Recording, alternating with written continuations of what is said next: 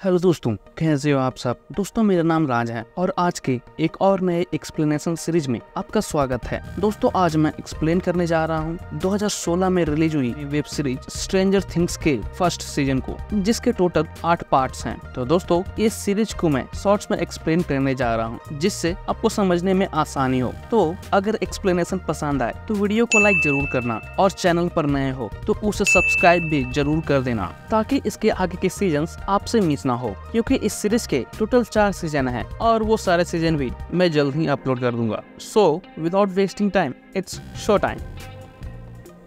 कहानी शुरू होती है 6 नवंबर 1983 को हॉकिंस शहर के एक लेबोरेटरी से। वहाँ एक डॉक्टर को भागते हुए देखते हैं जो बहुत ही डरे हुए थे। बाद में वो लिफ्ट के पास पहुंचकर लिफ्ट को खोलने के लिए लगातार बटन को दबाए भी जा रहे थे और बार बार पीछे मुड़कर भी देखे जा रहे थे। ऐसा लग रहा था मानो कोई उनका पीछा कर रहा हो। तभी लिफ्ट खुलती है और वो अंदर चले जाते हैं, लेकिन उसी वक्त एक डरावनी सी आवाज के साथ उन्हें कोई ऊपर खींच लेता है। उसके बाद वहाँ से सीन शिफ्ट होती है और हम एक घर में देखते हैं जहाँ कुछ बच्चे किसी तरह का गेम खेल रहे थे। उन बच्चों का नाम लुकस, विल, माइक और डस्टिन है। वहीं गेम में डेमोगोर्गन, जो कि एक मॉन्स्टर है, वो विल को मारने वाला था, जिससे बचने के लिए जब विल डाइस को थ्रो करता है तभी डाइस नीचे गिर जाती है और उसी वक्त माइक की मॉम सभी को गेम बंद करने के लिए बोलती है, क्योंकि वे लोग उस गेम को पिछले 10 घंटों से खेले जा रहे थे। इसके बाद सभी बच्चे अपने अपने घर जाने लगते हैं, क्योंकि वो सभी माइक के घर पर गेम खेल रहे थे। जाते वक्त विल माइक को बताता है कि उसे डाइस मिल गई थी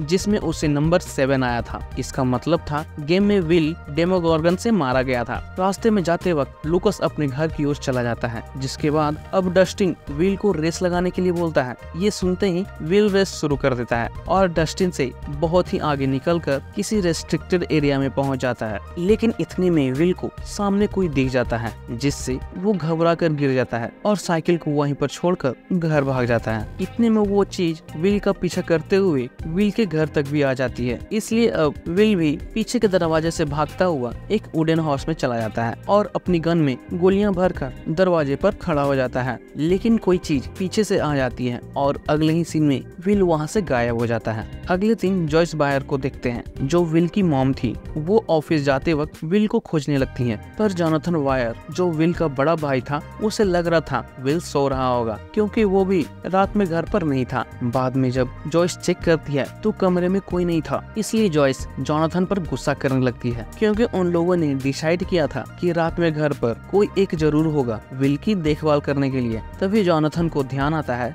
विल कल दिन भर माइक के घर पर था। इसलिए अब जॉयस माइक के घर पर कॉल करती है, जहां उसे पता चलता है कि माइक तो रात में ही घर से निकल गया था। ये सुनकर अब जॉयस भी फोन रख देती है, ये बोलकर कि विल शायद जल्दी स्कूल चला गया होगा। इधर तीनों बच्चे जब स्कूल पहुंचते हैं तो विल को वहां ना पाकर आपस में बात करने लगते हैं। तभी वहां पर कुछ बदमाश बच्चे आकर तीनों को परेशान करने लगते हैं और डस्टिन का मजाक उड़ाते हैं, क्योंकि डस्टिन थोड़ा तोतरा कर भी बोलता था। अगले सीन में एक पुलिस वाले को देखते हैं, जिसका नाम हॉपर है। वो जैसे ही रेडी होकर थाने पहुंचता है तभी उसे पता चलता है जॉयस बायर का बेटा खो गया है। जिसके बाद हॉपर जाकर जॉयस से भी मिलता है, जो पिछले 1 घंटे से हॉपर का इंतजार कर रही थी, क्योंकि जॉयस बायर और हॉपर दोनों बचपन के फ्रेंड थे। इसलिए अब हॉपर जॉयस को उसके फ्रेंड से पूछने बोलता है, क्योंकि उसे लग रहा था शायद विल बाहर कहीं घूमने चला गया है। लेकिन जॉयस बोलती है कि विल को ये सब पसंद नहीं है, तो बाहर जाने का कोई सवाल ही नहीं उठता। अगले सीन में एक साइंटिस्ट को देखते हैं,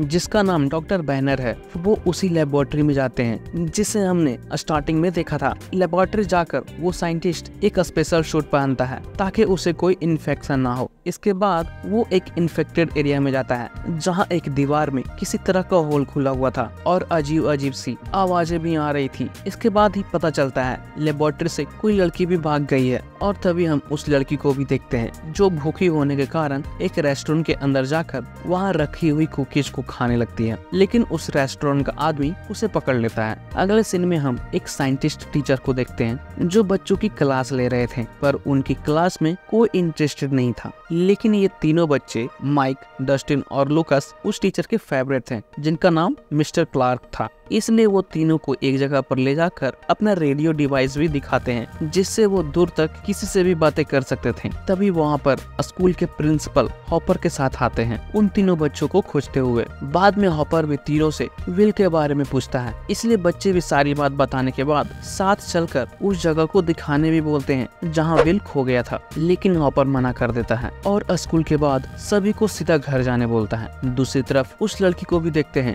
जिसे रेस्टोरेंट वाले ने एक बर्गर खाने को दिया था, क्योंकि उसे देखकर ऐसा लग रहा था मानो वो बहुत डरी हुई है और बहुत भूखी भी। बाद में रेस्टोरेंट वाला उससे उसका नाम भी पूछता है और उसके हाथ में लिखे 11 का मतलब पूछता है, तो पता चलता है उसका नाम ही 11 है। बाद में वो आदमी एक सोशल वर्कर को फोन कर देता है और 11 के बारे में बता देता है। इधर हम 11 को देखते हैं जो अपनी आंखों से एक चलती हुई फैन को रोक देती है, जिससे हमें पता चलता है कि 11 के पास कोई सुपरनेचुरल पावर है अपने माइंड से किसी भी चीज को कंट्रोल करने का। अगले सीन में हॉपर बच्चों के बताई जगह पर पहुंचता है, जहां उसे विल की साइकिल मिलती है, जिसे लेकर हॉपर फिर से जॉयस के घर पहुंचता है और विल को घर में ही ढूंढने लगता है। तभी वो देखता है विल का डॉग उस वुडन घर की तरफ लगातार भूखे जा रहा था, जिसके बाद अब हॉपर भी उस वुडन घर के अंदर चला जाता है, पर उसे वहाँ कुछ नहीं मिलता। बाद में वो पूरी टीम के साथ रात में भी उसी जगह पर ढूंढने के लिए निकल जाता है। दूसरी तरफ लुकस और माइक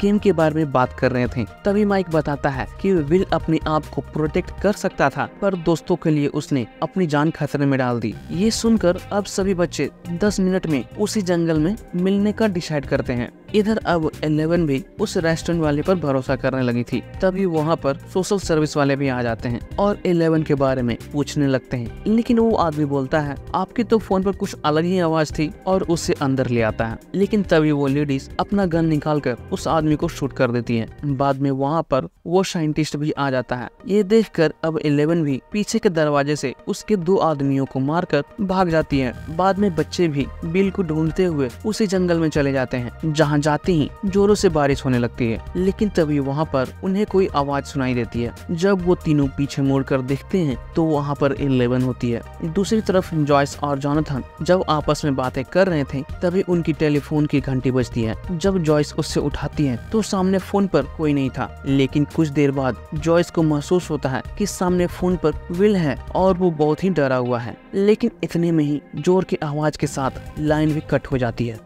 आगे अब तीनों 11 से मिलने के बाद माइक 11 को अपने घर ले आता है। बाद में चारों 11 से हजारों सवाल पूछने लगते हैं, जैसे कि वो कौन है, क्या नाम है, उसके पेरेंट्स का नंबर क्या है, उसके बाल कहाँ गए, वगैरह वगैरह। लेकिन माइक सभी को शांत करता है और 11 को अपने बहन के कुछ कपड़े पहनने के लिए देता है, क्योंकि 11 काफी भीगी हुई भी थी। पर 11 वहीं पर ही कपड़े चेंज करने लगती है। ये देखकर सभी बच्चे उसे रोक देते हैं और उसे बाथरूम में ले जाते हैं। लेकिन शायद 11 इतना डरी हुई थी कि वो दरवाजे भी बंद नहीं करना चाह रही थी, तो माइक भी बाथरूम का दरवाजा हल्के से खुला छोड़ देता है। बाद में तीनों को उसे रात में रखने की चिंता होने लगती है, क्योंकि वे लोग गए तो थे विल को ढूंढने के लिए, पर कोई मुसीबत को अपने साथ घर ले आए थे। इसलिए अब माइक उसे अपने घर में ही रखने का फैसला करता है, ताकि अगले दिन वो 11 को दरवाजे से अंदर ला सके और वो जहाँ से भी होगी मॉम डैड उसे वहाँ भेज देंगे। इसके बाद वो फिर से रात में विल को ढूंढने के लिए निकल जाएंगे। ये सुनकर सभी बच्चे मान भी जाते हैं। इसके बाद लुकस और डस्टिन भी अपने अपने घर चला जाता है। बाद में माइक भी 11 का नाम जानकर उसका शॉर्ट नेम एल रखता है, क्योंकि माइकल को सभी शॉर्ट में माइक बोलते थे, जिस पर 11 भी मान जाती है। बाद में माइक 11 को एक टेबल के नीचे छुपाकर ऊपर चला जाता है।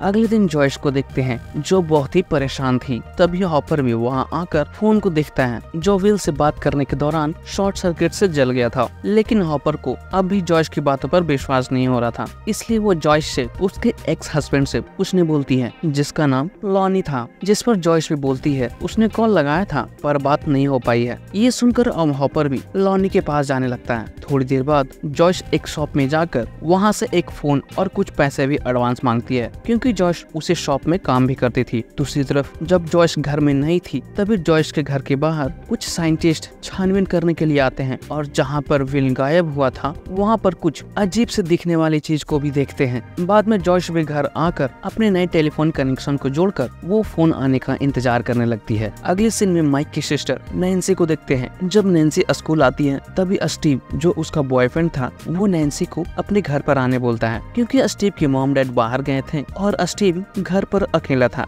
जिस वजह से उसने दोस्तों के लिए एक छोटी सी पार्टी भी रखी थी। तभी वहाँ पर जोनाथन भी आकर दीवार पर अपनी भाई की मिसिंग पोस्टर को लगाता है, जिसे देखकर नैन्सी भी जोनाथन को विल के मिल जाने का दिलासा देती है। उसके बाद वहाँ से जोनाथन लॉनी के घर चला जाता है और वहाँ जाकर विल को ढूंढने लगता है, पर उसे वहाँ पर कुछ भी नहीं मिलता तो वो वापस से घर आ जाता है। इधर जब माइक नाश्ता कर रहा था तभी वो एक टोस्ट अपने पॉकेट में रखकर 11 को ला कर देता है और प्लान के मुताबिक माइक 11 को दरवाजे से भी आने बोलता है, पर 11 मना कर देती है, ये कहकर कि वो माइक की मॉम से नहीं मिलना चाहती। बाद में 11 माइक को इशारों से भी बताती है उसे बुरे लोग मारना चाहते हैं, पर तभी माइक की मॉम उसे स्कूल जाने के लिए बोलने लगती है। लेकिन जब माइक देखता है कि उसके मॉम डैड ऑफिस चले गए हैं तो माइक भी स्कूल नहीं जाता और घर वापस आकर 11 को अपना पूरा घर घुमाने लगता है। बाद में खेलते वक्त 11 की नजर माइक के दोस्तों के फोटो पर जाती है, तभी 11 विल को देखकर डर जाती है। ये देखकर माइक भी 11 से विल के बारे में पूछने लगता है, लेकिन इतने में ही माइक की मॉम फिर से घर आ जाती है, जिससे डरकर अब माइक भी 11 को अपने कबर्ड में छुपा देता है। इतने में 11 अपने पिछली बातों को सोचने लगती है, जिसमें कुछ लोग उसे उठाकर एक अंधेरे कमरे में बंद कर देते हैं और वो वहाँ पर बहुत ही चिल्ला रही थी। बाद में जब माइक मॉम के साथ था तभी उसे अपने कमरे में कुछ आवाज आती है, जिसके बाद माइक ऊपर जाकर कबर्ड को खोल देता है। नेक्स्ट सीन में जब हॉपर एक जगह पर खोजबीन कर रहा होता है तभी उसे एक कॉल आता है, जिसमें उसे पता चलता है कि बेनी बर्गर की लाश मिली है उसके ही शॉप पर। ये सुनकर हॉपर वहीं पहुंच जाता है और हमें पता चलता है कि ये वही आदमी था जिसके यहाँ 11 आई थी और ये हॉपर का फ्रेंड भी था। इधर लुकस और डस्टिन भी माइक के घर आते हैं और फिर माइक उन्हें बताता है कि इसे विल के बारे में पता है, लेकिन ये बातें सुनकर लुकस को गुस्सा आ जाता है, क्योंकि माइक ने 11 के बारे में मॉम डैड को कुछ भी नहीं बताया था, इसलिए वो खुद ही माइक के मॉम डैड को बताने जाने लगता है। तभी इतने में देखते हैं कि लुकस जैसे ही दरवाजा खोलता है वो बंद हो जाती है, फिर खोलता है फिर बंद हो जाती है। इसके बाद जब सभी 11 को देखते हैं तो 11 के नाक से ब्लड आ रही थी और यहाँ पर भी हमें पता चलता है कि 11 के पास सच में कोई सुपरनेचुरल पावर थी जो वो माइंड से कर सकती थी। बाद में हॉपर को भी एक आदमी से पता चलता है कि बेनी के रेस्टोरेंट में कोई बच्चा आया था, इसलिए हॉपर उस आदमी को विल की तस्वीर दिखाते हुए पूछता है कि क्या वो यही था, लेकिन वो आदमी बता नहीं पाता कि वो बच्चा कौन है। इसलिए अब हॉपर फिर से अपनी टीम के साथ बेनी बर्गर के आसपास ही ढूंढने लगता है। तभी उसे एक जगह पर सुरंग मिलती है जो सीधा जाकर उसी लेबोरेटरी में खुलती थी। दूसरी तरफ माइक भी 11 को समझाता है, लुकस सिर्फ तुमसे डर गया था, पर अब वो तुम्हारे बारे में किसी को कुछ नहीं बताएगा। थोड़ी देर बाद माइक 11 से विल के बारे में भी पूछता है कि वो कहाँ है। तभी 11 वहाँ पर रखे गेम के बोर्ड को पलट देती है और बताती है कि विल छुपा हुआ है। इसके बाद वो डेमोगोर्गन को विल के आगे बोर्ड पर भी रख देती है, जिसे देखकर सभी डर भी जाते हैं। इधर नैन्सी और उसकी फ्रेंड बारबरा दोनों अपने घर से झूठ बोलकर स्टीव के घर पार्टी में चले जाते हैं। तभी उसी तरफ जंगल में जोनाथन भी आ जाता है और जहाँ पर विल गायब हुआ था वहाँ की कुछ तस्वीरें खींचने लगता है। खींचते वक्त वहाँ पर जोनाथन को किसी के चिल्लाने की आवाज आती है। जब जोनाथन आवाज की तरफ भागता है तो देखता है वहाँ पर स्टीव और उसके फ्रेंड्स स्विमिंग पूल के पास मस्ती कर रहे थे, जहाँ पर नैन्सी और बारबरा भी थी। वहीं पर थोड़ी देर बाद बारबरा जब एक बियर कैन को खोल रही थी तभी उसका हाथ कट जाता है और उसके हाथों से ब्लड आने लगता है, इसलिए वो वॉशरूम चली जाती है। जिसके बाद जोनाथन स्टीव के साथ उसके दोस्तों की भी तस्वीर लेने लगता है। इसके बाद सभी स्टीव के फ्रेंड्स भी स्विमिंग पूल में कूदकर मस्ती करने लगते हैं और जोनाथन उनकी तस्वीर लेता रहता है।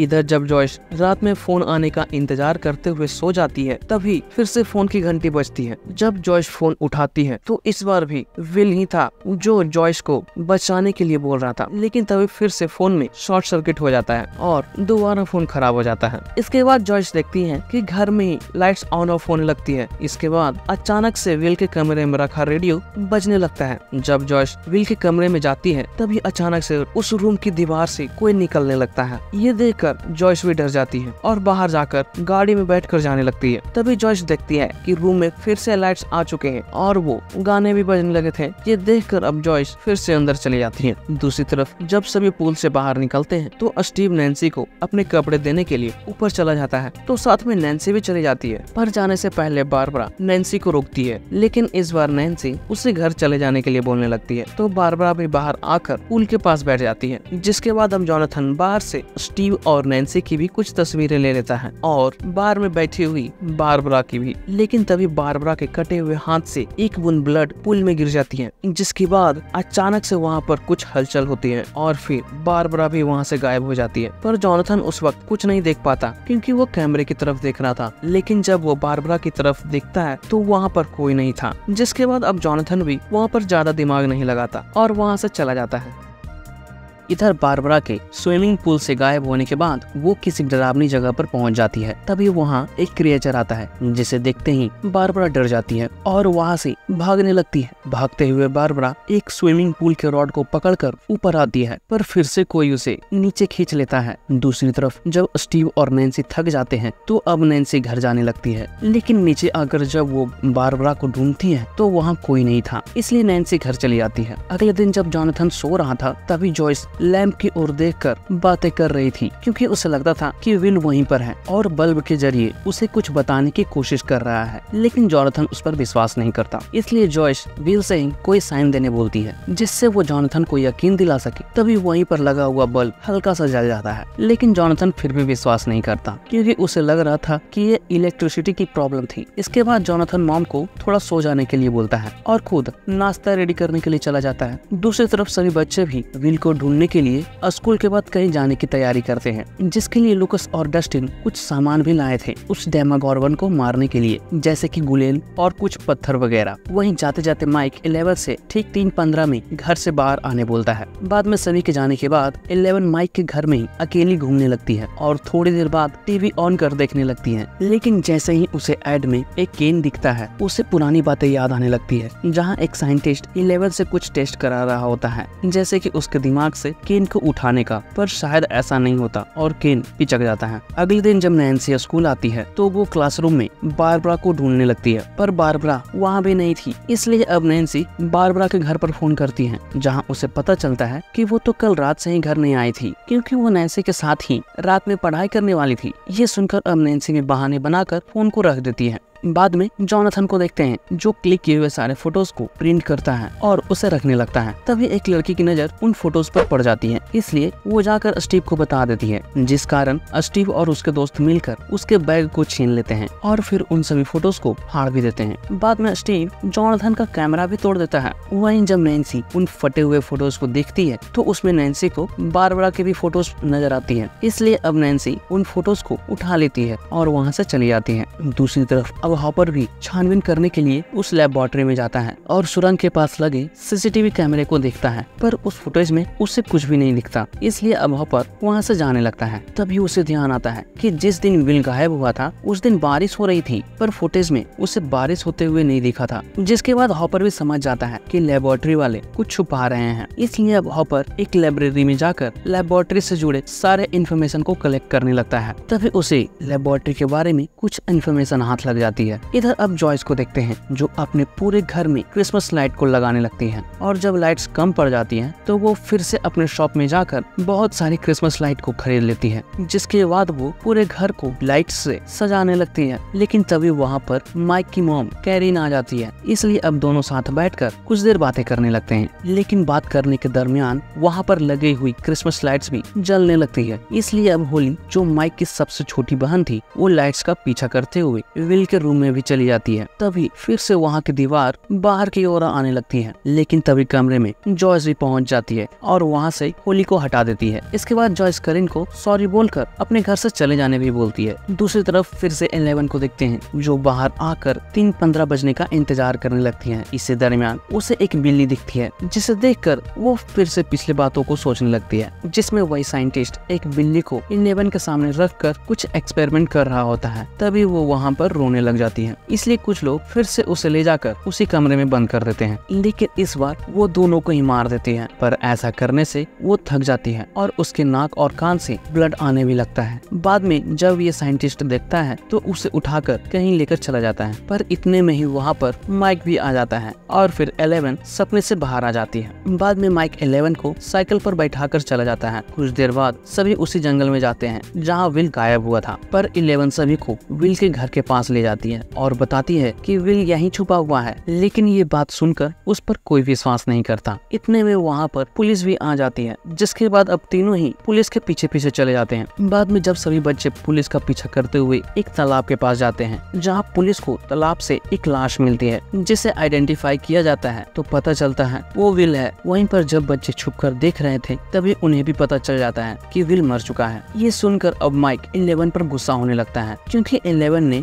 माइक को गलत इन्फॉर्मेशन दी थी। और इसके बाद माइक 11 को अकेला ही छोड़कर वहाँ से चला जाता है और अपने घर आकर रोने लगता है। इधर अब नैन्सी भी बार्ब को ढूंढते हुए उसी स्विमिंग पूल के पास जाती है जहाँ पर बार्ब गायब हुई थी। तभी अचानक से नैन्सी को वहाँ पर किसी के होने का एहसास होता है, जिससे डरकर नैन्सी भी वहाँ से भाग जाती है। आगे अब जॉयस को फिर से वो क्रिसमस लाइट्स जलते हुए दिखने लगते हैं, तो जॉयस एक क्रिसमस लाइट को लेकर बैठ जाती है और फिर उसी लाइट की मदद से विल से बात करने की कोशिश करने लगती है, जहाँ वो विल को हाँ के लिए एक बार और ना के लिए 2 बार लाइट्स जलाने बोलती है, जिस पर वो लाइट्स भी एक बार जलकर इशारा भी कर देती है। तो इस बार जॉयस को भी यकीन हो जाता है कि वो विल ही है जो लाइट्स को जला रहा है। इसलिए अब जॉयस विल से कुछ सवाल पूछती है, जैसे कि वो जिंदा है या नहीं, और इसी सवाल पर एक बार लाइट भी जल जाती है और इसी से जॉयस को ये भी पता चलता है कि विल खतरे में भी है। इसलिए अब जॉयस विल से अच्छे से बात करने के लिए पूरे वॉल पर ABCD के लेटर्स को लिख देती है और सभी लेटर्स के आगे बल्ब लगा देती है। बाद में जॉयस विल से ही उसे ढूंढने का तरीका बताने बोलती है, लेकिन तभी विल बल्ब के इशारों से रन लिखता है, मतलब जॉयस को वहाँ से भागने बोलता है। जिसके बाद जॉयस देखती है कि दीवार के पीछे से कोई क्रिएचर बाहर निकलता है, जिसे देखकर अब जॉयस भी वहाँ से बाहर भाग जाती है। पर तभी वहाँ पर जोनाथन भी आ जाता है।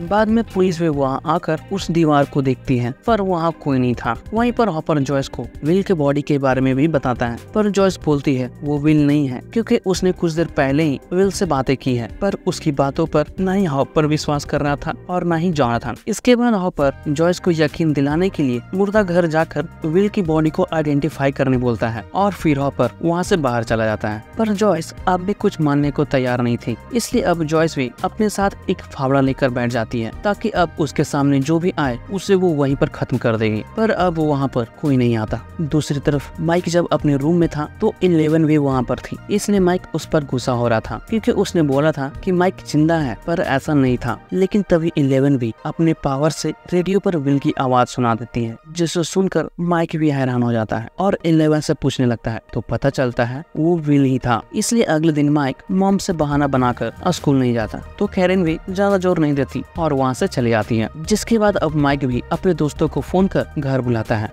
वहीं अगले दिन जब सभी विल के बॉडी को देखने जाते हैं तो हॉपर को पता चलता है कि विल का पोस्टमार्टम करने के लिए बाहर से कुछ लोग आए थे और जिन्हें पोस्टमार्टम करना चाहिए था उनको उस दिन छुट्टी दे दी गई थी। इसके बाद जब वहाँ पर विल की फैमिली को बॉडी दिखाई जाती है तभी जॉयस मानने से इनकार कर देती है कि वो विल की बॉडी है और वहाँ से चली जाती है। इसलिए अब जोनाथन भी जॉयस के पास आकर बोलता है कि हमें विल का फ्यूनरल करना है, इसलिए उसकी बॉडी भी लेनी होगी। पर जॉयस अब भी मानने से साफ इनकार कर देती है कि वो विल की बॉडी है, जिस पर अब जोनाथन भी गुस्से में बोलता है कि अगर वो विल का फ्यूनरल नहीं करेगी तो जोनाथन करेगा। इसके बाद जोनाथन वहाँ से चला जाता है। दूसरी तरफ स्कूल में नैन्सी भी स्टीव से मिलकर बताती है कि उसने स्टीव के घर के पास किसी को देखा था जिसका चेहरा नहीं था, पर स्टीव नैन्सी की बातों का विश्वास नहीं करता। ऊपर से उसकी अपनी ही पड़ी थी कि अब पुलिस उसके घर आएगी और रात वाली बात उसको मॉम डैड को पता चल जाएगी। उससे बारबरा की जरा सा भी फिक्र नहीं थी, जिस बात से अब नैन्सी भी स्टीव से गुस्सा होकर वहाँ से चली जाती है। इधर माइक के घर पर जब सभी बच्चे आते हैं तो लुकस बिल्कुल भी मानने को तैयार नहीं था कि विल जिंदा है। इसलिए लुकस को यकीन दिलाने के लिए 11 फिर से विल से बात करने की कोशिश करने लगती है, पर रेडियो का सिग्नल वीक होने की वजह से नहीं कर पा रही थी। जिसके बाद माइक भी समझ जाता है कि सिग्नल वीक होने की वजह से 11 विल तक नहीं पहुंच पा रही है। इसलिए अब सभी मिस्टर क्लार्क के ऑफिस जाने का डिसाइड करते हैं ताकि 11 उनके रेडियो के जरिए विल से बातें कर सके, पर वे लोग 11 को वहाँ ऐसे ही नहीं ले जा सकते थे। इसलिए अब तीनों मिलकर 11 का गेटअप चेंज करते हैं। जिसके बाद अब माइक 11 को स्कूल लेकर चला जाता है, लेकिन जैसे ही सभी ऑफिस तक पहुंचते हैं ऑफिस बंद था। पर तभी वहां पर मिस्टर क्लार्क भी आ जाते हैं और सभी को चाबी भी दे देते हैं। पर ऑफिस जाने से पहले मिस्टर क्लार्क सभी को थोड़ी देर विल के फ्यूनरल में भी रहने बोलते हैं। अगले सीन में हमें लैब में दिखाया जाता है जहाँ एक आदमी उसी हॉल में चला जाता है जिसे हमने स्टार्टिंग में देखा था। अंदर जाने के बाद साइंटिस्ट उस आदमी से बातें करने की कोशिश करने लगता है, पर तभी उस आदमी के अंदर से चिल्लाने की आवाज आने लगती है, इसलिए अब सभी उसे बाहर खींचने लगते हैं। पर तब तक बहुत देर हो चुकी थी, उसे अंदर कोई मार चुका था और बाहर उसके पीछे लगी सिर्फ कड़ी ही आती है। इधर नैन्सी से कुछ पुलिस वाले बारबरा के बारे में पूछताछ करने लगते हैं, क्योंकि कुछ दिनों से बारबरा भी लापता थी। बाद में जब नैन्सी निराश होकर घर आती है, तभी वो बारबरा के फटे हुए फोटोज को देखती है, जिसे देखकर उस पर कुछ शक होता है, इसलिए वो फटे हुए फोटोज को चिपकाना शुरू कर देती है। और तभी वो देखती है बारबरा के पीछे फोटो में कोई खड़ा था। इधर जब जॉनथन विल के फ्यूनरल के लिए ताबूत खरीद रहा था, तभी वहाँ पर नैन्सी भी आ जाती है, जो उससे बात करना चाह रही थी। इसके बाद नैन्सी फोटो दिखाकर जॉनथन से बारबरा के बारे में भी पूछती है कि क्या उसने वहाँ बारबरा के साथ किसी और को भी देखा था, पर जॉनथन वहाँ किसी को नहीं देखा था। इसलिए अब नैन्सी स्टीव के घर के पास देखने वाली चीज के बारे में भी उसे बता देती है कि जिसका सर नहीं था। तभी जॉनथन भी समझ जाता है कि नैन्सी की बातें उसकी मॉम से मिलती जुलती है, इसलिए अब दोनों वहाँ से भी चले जाते हैं। आगे जब सभी विल के लिए प्रे कर रहे थे, तभी कुछ बच्चे उनका मजाक उड़ा रहे थे, इसलिए फ्यूनरल खत्म होने के बाद माइक उस लड़के को समझाता है, पर वो नहीं समझता, तो माइक उसे धक्का दे देता है, जिस पर अब वो लड़का भी माइक की तरफ आने लगता है, पर वो हिल भी नहीं पा रहा था। बाद में वो पैंट में पी भी कर देता है। ये देखकर माइक भी समझ जाता है कि ये सब 11 ने किया है, इसलिए अब सभी वहाँ से भी चले जाते हैं। इसके बाद अब हॉपर उस आदमी से मिलता है जो विल का पोस्टमार्टम करने वाला था, तो उस आदमी से पता चलता है कि उस दिन 6 लोग आए थे और पूरी जगह को सील कर उन्होंने पोस्टमार्टम किया था, ताकि किसी को कुछ पता ना चले। यही बात करने के दरमियान हॉपर का ध्यान टीवी पर चल रहे न्यूज पर जाता है, जहाँ एक आदमी विल के बारे में कुछ बता रहा था। इसलिए अब हॉपर उस आदमी से भी जाकर मिलता है, क्योंकि उसी को विल की बॉडी तालाब से मिली थी। पर उससे बात करने के दरमियान हॉपर समझ जाता है कि वो झूठ बोल रहा है, इसलिए अब हॉपर उसे बाहर लाकर मारने लगता है, पर एक कार की वजह से वो आदमी वहाँ से भी भाग जाता है। आगे अब सभी बच्चे मिस्टर क्लार्क के ऑफिस में जाकर 11 की मदद से सभी विल तक भी पहुँचने की कोशिश कर रहे थे। तभी वहाँ पर लाइट चली जाती है और उन्हें वहाँ पर विल की आवाज सुनाई देने लगती है, जो मॉम को लगातार बुलाया जा रहा था। दूसरी तरफ यही आवाजें जॉयस को भी उसी दीवार से आ रही थी, और इस बार विल दीवार पर साफ दिख रहा था, जो लगातार चिल्लाया जा रहा था और अपने मॉम को बुला रहा था। दूसरी तरफ उसकी आवाज बच्चों को भी सुनाई दे रही थी, लेकिन बातें सुनने के दौरान रेडियो में आग लग जाती है, जिससे कनेक्शन टूट जाता है। इसलिए अब डस्टिंग लगे हुए आग को बुझा देता है। बाद में सभी मिलकर 11 को वहाँ से भी लेकर चले जाते हैं, क्योंकि पावर इस्तेमाल करने की वजह से 11 भी काफी कमजोर हो गई थी। वहीं अब जॉयस भी विल के जाने के बाद दीवार को तोड़ने लगती है, लेकिन दीवार तोड़ने के बाद उसे सिर्फ दीवार का बाहरी हिस्सा ही दिख रहा था। बाद में जॉनथन और नैन्सी फिर से जाकर उसी फोटो को दोबारा साफ करते हैं, तो अब वो जानवर भी फोटो में साफ दिख जाता है। ये देखकर जॉनथन भी समझ जाता है कि उसकी मॉम सही बोल रही थी और विल जिंदा है। जिसके बाद अब नैन्सी भी समझ जाती है कि अगर विल जिंदा है तो हो सकता है बारबरा भी जिंदा होगी। आगे अब हॉपर फिर से मुर्दा घर में आता है, जहाँ पर विल की बॉडी का पोस्टमार्टम हुआ था। वो वहाँ पर आकर गेट पर खड़े गार्ड को मारकर बेहोश कर देता है और मॉर्चरी रूम में चला जाता है। बाद में वो विल की बॉडी को भी बाहर निकाल कर देखता है, तो वो समझ जाता है कि वो विल की बॉडी नहीं है, कोई नकली बॉडी है। इसलिए अब वो बॉडी को चीर कर भी देखता है, तो उसमें बहुत सारे कॉटन भरे हुए मिलते हैं। इसलिए अब हॉपर भी सीधा लैब की ओर चला जाता है और लैब के बाहर लगे तारों को काटने लगता है। दूसरी तरफ जॉयस से मिलने उसका एक्स हस्बैंड लॉनी भी आ जाता है।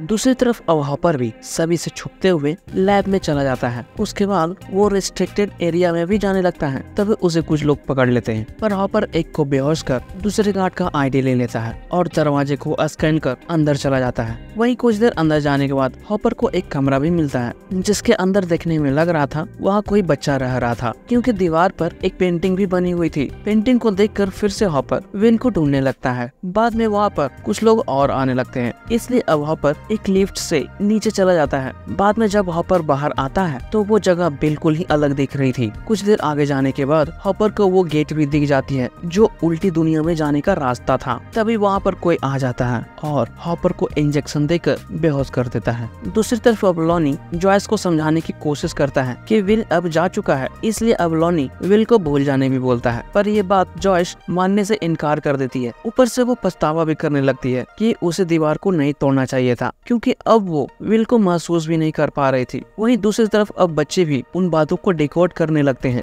जो बातें उन्होंने विल से सुनी थी। तभी 11 उन्हें अपसाइड डाउन या कहे तो उल्टी दुनिया के बारे में बताती है और कहती है विल वही है। तभी बच्चे भी समझ जाते हैं कि उस दिन 11 विल के घर इसलिए ले गई थी क्योंकि विल वहीं पर था, मगर उल्टी दुनिया में। इसलिए अब सभी बच्चे उल्टी दुनिया के बारे में जानने के लिए स्टोरी बुक को पढ़ने लगते हैं। इसके बाद अब सभी वहाँ जाने की सोचते हैं, पर समझ नहीं आ रहा था कैसे। इधर अगले दिन विल की फ्यूनरल रखी गई थी, तो सभी अब वहाँ जाने के लिए भी तैयार होने लगते हैं। पर जॉयस नहीं जाना चाह रही थी, पर लॉनी उसे फोर्स कर लेकर चला जाता है। वहीं कुछ देर में फ्यूनरल खत्म होने के बाद जॉनथन और नैन्सी फिर से उसी जंगल में जाने का डिसाइड करते हैं। इसलिए जॉनथन भी सेफ्टी के लिए वहीं पर खड़ी एक कार से गन निकाल लेता है। दूसरी तरफ अब बच्चे भी मिस्टर क्लार्क के पास आते हैं साइंस के बारे में उनसे कुछ पूछताछ करने के लिए, वो भी थियोरिकली। तो इन्हीं सब बातों में उन्हें पता चलता है इंसान अभी तक अपसाइड डाउन में नहीं जा सकते, क्योंकि वहाँ जाने के लिए बहुत सारी एनर्जी पैदा करनी पड़ती है जिससे इंसान पैदा नहीं कर सकते थे। लेकिन अगर वहाँ जाने का गेट पहले से होगा तो ग्रेविटी, मैग्नेटिक फील्ड और एनवायरनमेंट पे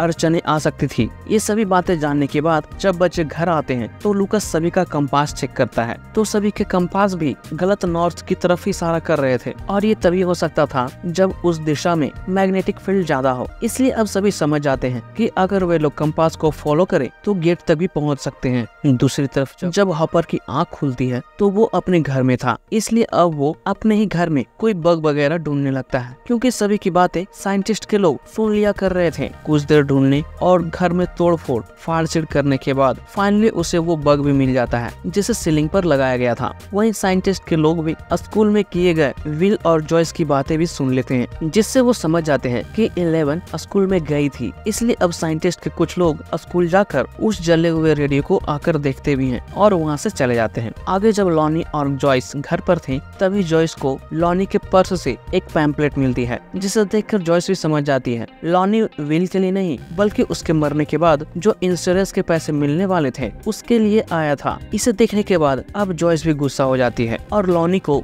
धक्के देकर घर से बाहर निकाल देती है। आगे अब नैन्सी भी घर पर ही रहकर फाइट करने के लिए प्रैक्टिस करने लगती है और दूसरी तरफ जॉनथन गन चलाना सीख रहा था, पर तभी वहाँ पर नैन्सी भी आकर गन चलाने की प्रैक्टिस करने लगती है। इधर अब बच्चे भी फाइनली कंपास को फॉलो कर गेट की तरफ जाने लगते हैं, लेकिन तभी 11 को वहाँ फिर से कुछ पुरानी बातें याद आने लगती है जहाँ वो पानी में फंसी हुई थी। इसलिए अब वो माइक को वापस चलने बोलती है, पर माइक मना कर देता है और आगे बढ़ने लगता है। बाद में चलते चलते शाम भी हो जाती है। तभी डस्टिन देखता है कि वो तो वापस से घर की तरफ ही जा रहा है, इसलिए अब उसे समझ नहीं आ रहा था कि ऐसा कैसे हो सकता है। जिसके बाद अब लूकस का ध्यान 11 पर जाता है, जो और दिनों से आज कुछ ज्यादा ही अजीब बिहेव कर रही थी। इसलिए लूकस भी समझ जाता है कि जब वो अपने पावर से दरवाजे बंद कर सकती है तो वो अपने पावर से कंपास भी खराब कर सकती थी। ये सुनकर अब 11 भी मान जाती है और बताती है कि वो जगह ठीक नहीं है, पर लूकस 11 की बातों को मानने को तैयार नहीं था और यही सब बातों को लेकर माइक और लूकस आपस में फाइट करने लगते हैं। ये देखकर अब 11 भी लूकस को दूर फेंक देती है, जिससे लूकस बेहोश हो जाता है। जब ये डस्टिन और माइक देखते हैं तो वो जाकर लूकस को जगाने लगते हैं और माइक 11 पर गुस्सा होने लगता है कि उसने ऐसा क्यों किया। बाद में कुछ देर जगाने के बाद फाइनली लूकस भी जाग जाता है, पर वो दोनों से ही नाराज होकर वहाँ से चला जाता है। आगे जब माइक 11 को देखता है तो वो भी वहाँ पर नहीं थी, वो कहीं जा चुकी थी। इसलिए अब दोनों उसे ढूंढने लगते हैं। इधर अब हॉपर भी जॉयस के घर में चुपके से आता है और कोई भी आवाज नहीं करने बोलता। इसके बाद वो घर में लगे सारे बल्ब को निकालकर वहाँ पर भी किसी बग को ढूंढने लगता है, पर वहाँ उसे कुछ नहीं मिलता। लेकिन जॉयस को समझ नहीं आ रहा था कि आखिर हॉपर ऐसा क्यों कर रहा है। इसलिए अब हॉपर भी बताता है कि वो मुर्दा घर विल को देखने गया था, लेकिन देखने के बाद वो समझ गया था कि वो विल नहीं है, वो विल की फेक बॉडी थी। इसलिए अब हॉपर भी समझ जाता है जॉयस ने जो भी बोला था सब कुछ सच बोला था। आगे अब नैन्सी और जॉनथन भी जंगल में चले जाते हैं और उस बिना सर वाले आदमी को वहीं ढूंढने लगते हैं। ढूंढते ढूंढते बहुत ही रात भी हो गई थी। तभी नैन्सी को वहाँ पर किसी तरह की आवाज सुनाई देने लगती है। जब दोनों उस आवाज को फॉलो करते हुए वहाँ पहुँचते हैं तो वहाँ पर उन्हें एक हिरन जख्मी हालत में मिलती है, जो काफी तड़प भी रही थी। इसलिए अब नैन्सी उसके हालात को देखकर उसे मार देने बोलती है, लेकिन जैसे ही जॉनथन उसे मारने लगता है कोई उस हिरन को एक ही झटके में खींच लेता है।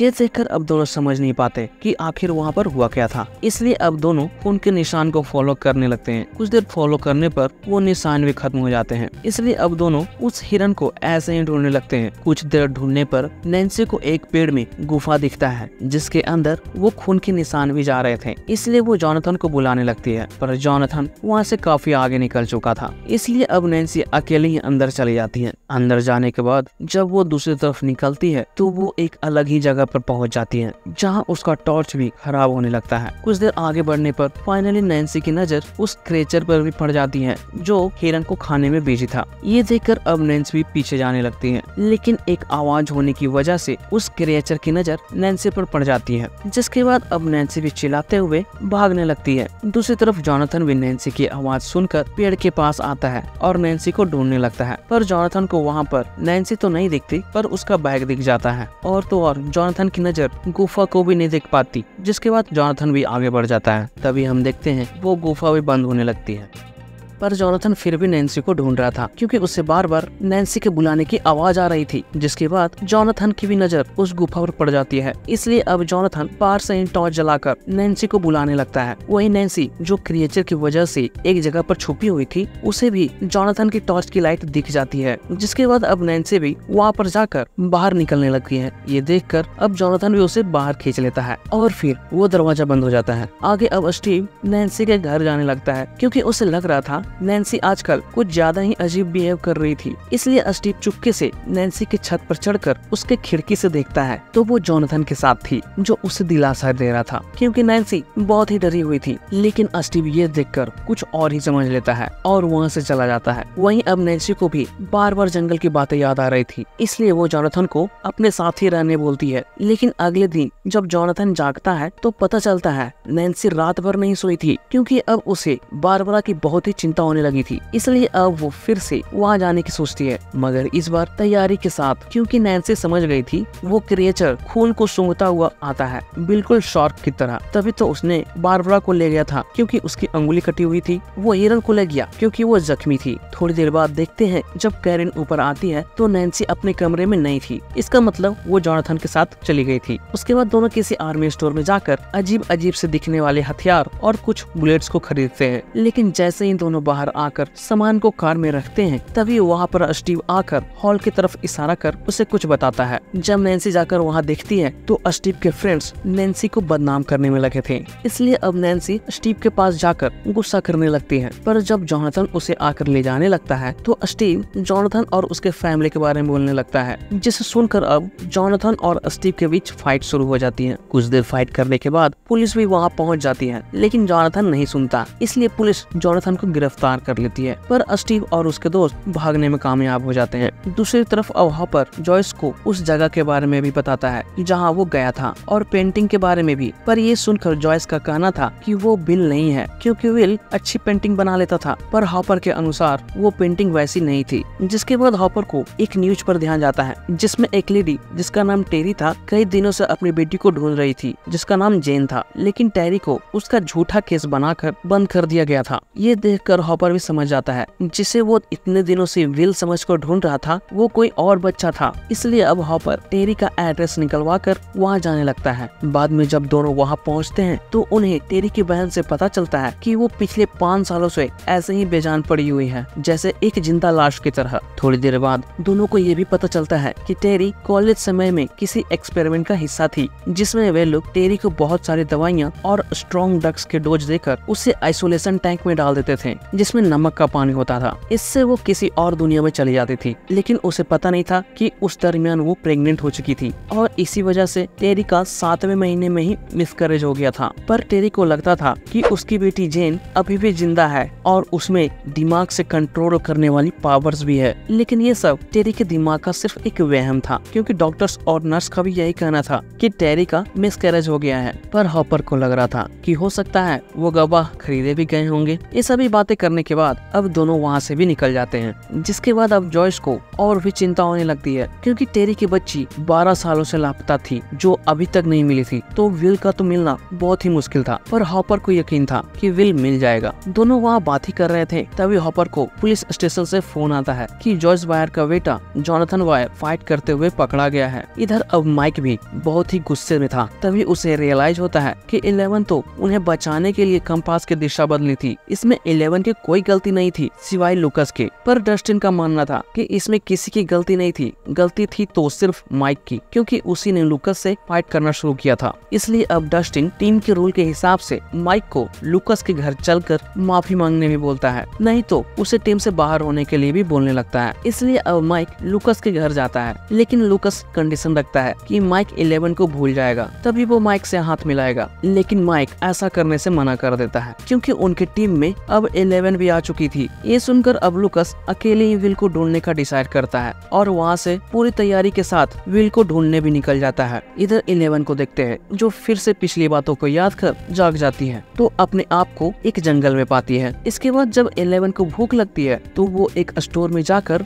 वहाँ से कुछ खाने के लिए उठा लेती है। जब ये करते हुए 11 को दुकान वाला देखता है तो उसे रोकने लगता है, पर 11 शॉप में ही हंगामा करके भाग जाती है। बाद में जब डस्टिन और माइक वहाँ पहुँचते हैं तो समझ जाते हैं ये 11 का ही काम है। दूसरी तरफ जब 11 एक जगह पर बैठकर खा रही थी तभी उसे डस्टिन और माइक की आवाज आती है, जो उसे ढूंढते हुए जंगल में आ चुके थे। लेकिन वहाँ पर स्कूल के वो बदमाश बच्चे भी आ जाते हैं, जिसे देखकर अब दोनों ही वहाँ से भागने लगते हैं। लेकिन भागते वक्त वो बच्चे दोनों को घेर लेते हैं और उसमें से एक बच्चा डस्टिन को मारने की भी धमकी देने लगता है, वरना बदले में वो माइक को खाई के पानी में कूद जाने बोलता है। ये देखकर अब माइक भी खाई में कूदने के लिए तैयार हो जाता है, लेकिन जैसे ही वो खाई में कूदता है वहाँ पर 11 आ जाती है और उसे बीच में ही रोक देती है। बाद में जब डस्टिन वहाँ जाकर देखता है तो माइक वापस से ऊपर आकर जमीन पर गिर जाता है। इसके बाद 11 भी वहाँ पर आकर उस लड़के का हाथ तोड़ देती है। ये देखकर अब दोनों लड़के वहाँ से भाग जाते हैं। बाद में 11 भी वहाँ पर बेहोश हो जाती है। तभी देखते हैं इस बार 11 फिर से अतीत में चली गई थी, जहाँ वही साइंटिस्ट 11 को पानी के टैंकर में जाकर किसी को ढूंढने बोलता है। लेकिन अंदर जाती ही 11 की नजर उसी क्रिएचर पर पड़ जाती है, जिसे देखकर अब 11 भी चिल्लाने लगती है और इसी वजह से वहाँ के दीवार में दरारें भी आ गई थी। तभी 11 भी जाग जाती है और माइक से माफी मांगती है, क्योंकि उसी की वजह से दूसरी दुनिया का गेट ओपन हुआ था। बाद में जब वो सभी घर आते हैं तो साइंटिस्ट के लोग 11 को देखकर साइंटिस्ट को खबर कर देते हैं। इधर लूकस भी अब कंपास को फॉलो करते हुए लैब तक पहुंच जाता है, लेकिन वो अंदर नहीं जा पा रहा था क्योंकि लैब के चारों तरफ जाल लगी हुई थी। इसलिए अब लूकस वहीं पर से एक पेड़ पर चढ़कर लेबोरेटरी की तरफ देखने लगता है तो वहाँ पर उसे कुछ आर्मी वाले दिख जाते हैं, जो अब 11 के बारे में जानकर उसकी तरफ भी निकल जाते हैं, जिन्हें निकलते हुए लूकस भी देख लेता है।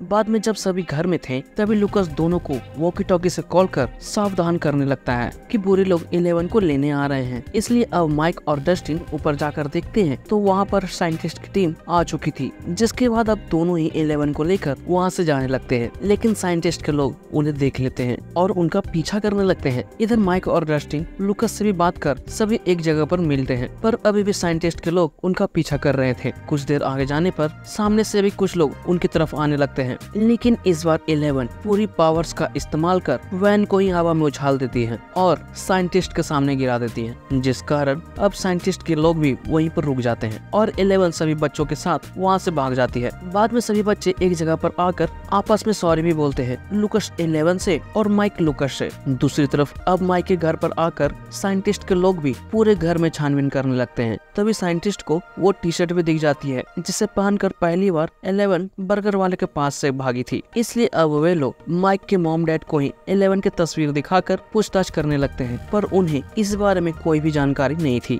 बाद में साइंटिस्ट भी वहाँ पर आकर उनसे जान लेता है कि माइक और उसके दोस्त किस जगह पर जाकर छुप सकते हैं, जो वही पुरानी सी बस की गैराज थी। इधर अब लूकस भी दोनों को उस लैब के बारे में बताता है कि वो गेट लैब के अंदर ही है, जहाँ जाने पर बहुत ही खतरा है। सभी इस बारे में बात ही कर रहे थे, तभी एक हेलीकॉप्टर उन्हें ढूंढते हुए वहाँ पर आने लगता है। इसलिए अब सभी बच्चे अपनी साइकिल को बस के ही नीचे छुपाकर बस में जाकर छुप जाते हैं। दूसरी तरफ अब जॉयस और हॉपर भी आकर जॉनथन से मिलते हैं। तभी हॉपर को पता चलता है पुलिस वालों को जॉनथन की कार से कुछ खतरनाक हथियार भी मिले हैं। इसलिए अब हॉपर उसके बारे में जानने के लिए दोनों को अपने ऑफिस में ले जाता है, जिसके बाद अब जॉनथन भी उस क्रिएचर वाली सारी बात दोनों को बता देता है। कुछ देर बाद वहाँ पर उस बदमाश लड़की की मॉम भी 11 के खिलाफ कंप्लेन करने आती है, क्योंकि उस औरत के हिसाब से किसी लड़की ने उसके बेटे का हाथ तोड़ दिया था। जब हॉपर उस लड़के से उस लड़की के बारे में पूछता है तो पता चलता है जिसे वो ढूंढ रहा था वो वही है जो माइक के दोस्तों के साथ घूम रही थी। ये जानने के बाद अब सभी माइक के घर के पास जाते हैं तो देखते हैं वहाँ पर बहुत सारे साइंटिस्ट के लोग आए हुए थे, पर अभी तक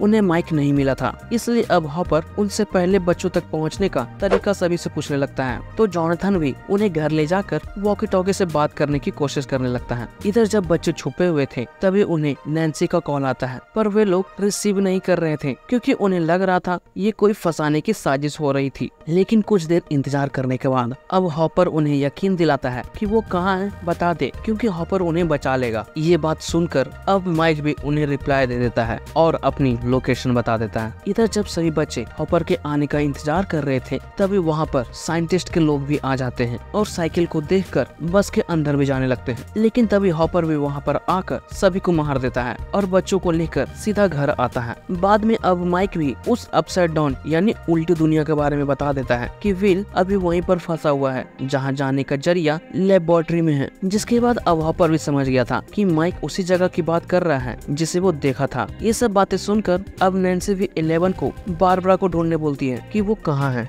तो 11 भी उसकी फोटो देखकर ढूंढने लगती है, पर बहुत कोशिश करने के बाद वो उस तक नहीं पहुंच पाती क्योंकि वो बहुत ही थक चुकी थी। सभी जब इस बारे में बात ही कर रहे थे तभी वहाँ पर 11 भी आकर बोलती है कि वो पानी में जाकर दोनों को ढूंढ सकती है। इसलिए अब डस्टी मिस्टर क्लार्क को फोन कर आइसोलेशन टैंक को बनाने का तरीका पूछता है। जिसके बाद सभी वापस से स्कूल जाकर एक पुल में बहुत सारी नमक डालकर उस तरह की टैंक भी बनाने लगते हैं जिसमें लगभग 1500 पाउंड नमक का इस्तेमाल किया गया था ताकि नॉर्मल टेम्परेचर पर पानी में कुछ भी डालने पर वो फ्लोट करने लगे। इसके बाद सभी मिलकर टैंक बनाने में भी लग जाते हैं। बाद में जॉयस भी एक चश्मा बनाकर 11 को दे देती है ताकि उसके आंखों के पास अंधेरा हो। इसके बाद 11 दोनों को ढूंढने लगती है। कुछ दूर आगे जाने पर उससे बारबरा भी दिख जाती है जो अब मर चुकी थी। ये देखकर 11 डरने लगती है, पर जॉयस उस वक्त उसे सहारा देती है कि वो उसके साथ है। जिसके बाद अब 11 भी शांत हो जाती है और फिर से विल को ढूंढने लगती है। तभी उसे वही वुडन घर में विल भी दिख जाता है जहाँ से वो गायब हुआ था। इसलिए अब 11 भी विल के पास जाकर उसे बताती है कि उसकी मॉम जल्द ही उसे वहाँ लेने आ रही है। और तभी ये सब बातें बोलने के बाद ही वहाँ से विल भी गायब हो जाता है,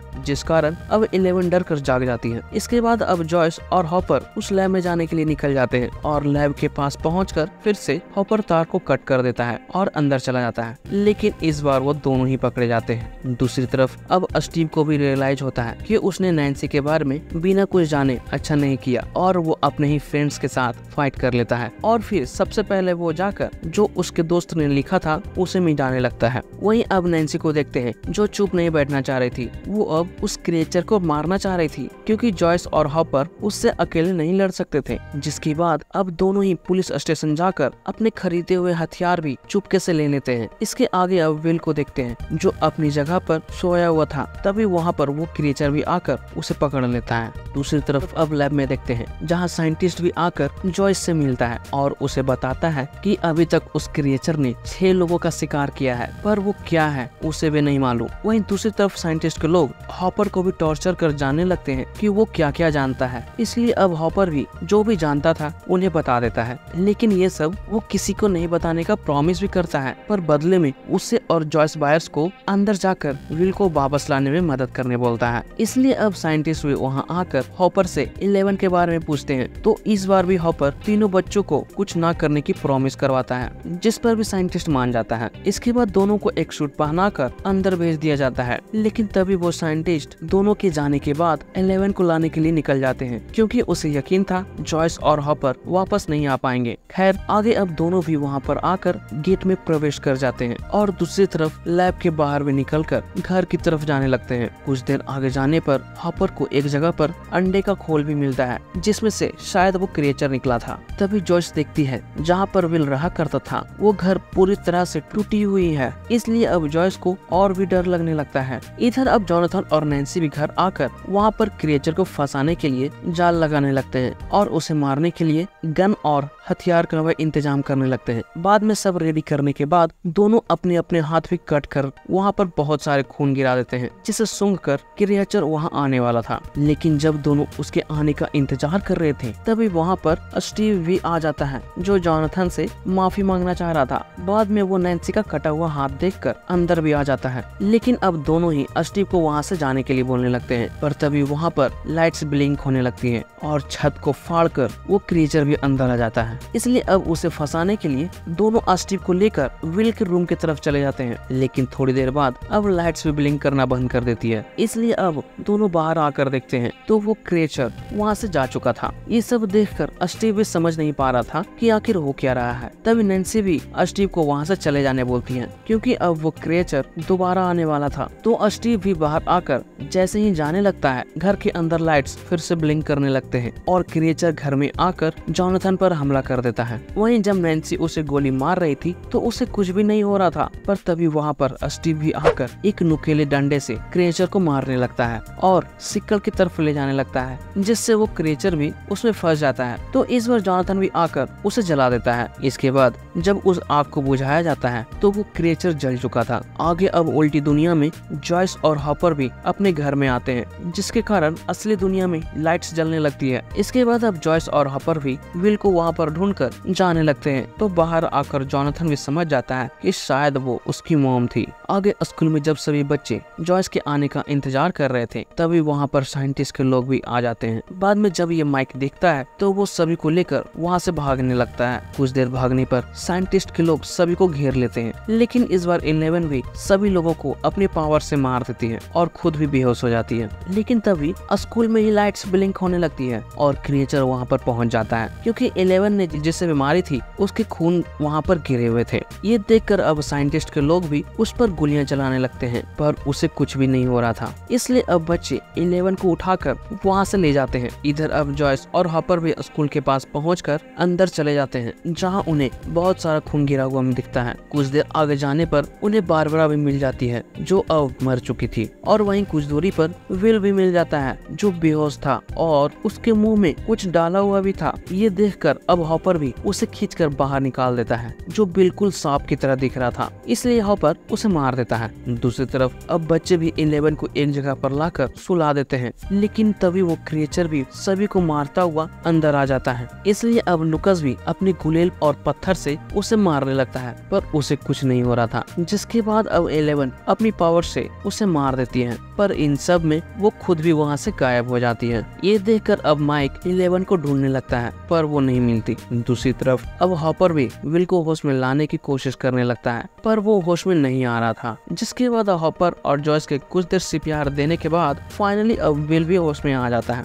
दूसरी तरफ माइक के मॉम डैड भी वहाँ पर आकर माइक से मिलते हैं। इसके बाद अब सभी लोग हॉस्पिटल में विल से मिलने का इंतजार करने लगते हैं। बाद में जब विल को होश आता है तो इसके बारे में सबसे पहले जोनाथन आकर विल के दोस्तों को बता देता है। इसलिए अब सभी विल से जाकर मिलते हैं और खुश हो जाते हैं। जिसके बाद अब फाइनली सब कुछ खत्म हो जाता है। इसके बाद सीन 1 महीने के बाद का दिखते हैं, जहां सभी बच्चे उस गेम को कंप्लीट करते हैं। बाद में जोनाथन भी वहां आकर विल को घर ले जाने लगता है। तो जाते वक्त नैन्सी भी स्टीव की तरफ से एक गिफ्ट जोनाथन को दे देती है। रास्ते में जब विल उसे खोलकर देखता है तो उसमें कैमरा थे, जिसे स्टीव ने तोड़ दिया था। दूसरी तरफ हॉपर को देखते हैं, जो एक जगह पर जाकर कुछ फूड्स को एक बॉक्स में रखकर वहाँ से चला जाता है। आगे जॉयस के घर में जब सभी खाने के लिए बैठे थे तो विल हाथ धोने के लिए चला जाता है। तभी हम देखते हैं जैसे ही विल खांसता है, एक तरह का कीड़ा उसके मुंह से निकलकर बेसिन में चला जाता है। इसके बाद अब विल फिर से सभी के साथ आकर खाने के लिए बैठ जाता है और किसी को कुछ नहीं बताता। और फिर फाइनली इसी के साथ ये सीरीज का फर्स्ट सीजन भी खत्म हो जाता है। तो दोस्तों, वीडियो कैसा लगा कमेंट कर जरूर बताना, और एक्सप्लेनेशन पसंद आई हो तो उसे लाइक भी जरूर कर देना।